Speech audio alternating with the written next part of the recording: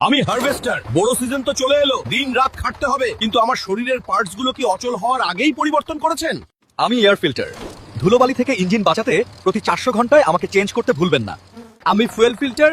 আর আমি oil filter. জ্বালানির বিশুদ্ধতা ও ইঞ্জিনের ক্ষয়রোধে আমাদেরও প্রতি 250 ঘন্টায় পরিবর্তন করা চাই। নইলে কিন্তু মাঝপথে ইঞ্জিনের দম ফুরিয়ে যাবে। আমি স্প্রকেট।